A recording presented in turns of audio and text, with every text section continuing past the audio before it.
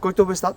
No podívejte se, Maledivy i s naším Ne, týmem já nemám rád samozřejmě, cestování. jo. Dobrá tedy. Po 20 plus moje žena a já. Kameramana, ano. Fotografa. Dron. Já jsem to s Pane Frankou Slepička. domluval. Sused dobře fotí, to by vyšlo levněji. No levněji, prosím vás. Můžou i hasiči?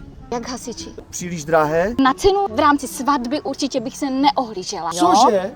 No tak A co jistě. budou za 4,5 tisíce? Položky, ještě výzdoba, kytice, prsteny, my vám zařídíme všecko. Ubereme Pane lidi. Slepička, jako Ale ona tam má nějaké. všechno zařizujeme. Ona tam má ano. nějaké ve skříni. 15 plus 2. Ubereme 5 lidí a to někde já řeknu ženě, ať tam někoho škrtne. Tak to máte za 112 000 korun plus 55 000 korun naše služby, takže jsme v tom přibližně. Ano, ta cena se nedá úplně jako takhle odhadnout, protože ještě budou potom další nějaké náklady, ano, kytice, výzdoba a tak dále, víte co teďka, Budete takže... potom dražší ty služby mít jo. než ta svatba. No, jako to je docela možné, ale bohužel tak to je, víte, to je realita, jo, taky palivo platíme a další věci. To by nás vyšlo levněji. Pane Slepička, vás chápu, samozřejmě, absolutně vám rozumím. Donesu To máte nějaké za kytky poctěnou ze zahrady, jako limuzínu, jo. Já vám poskytnu. Prostě kompletní suma, počítejte 200 000.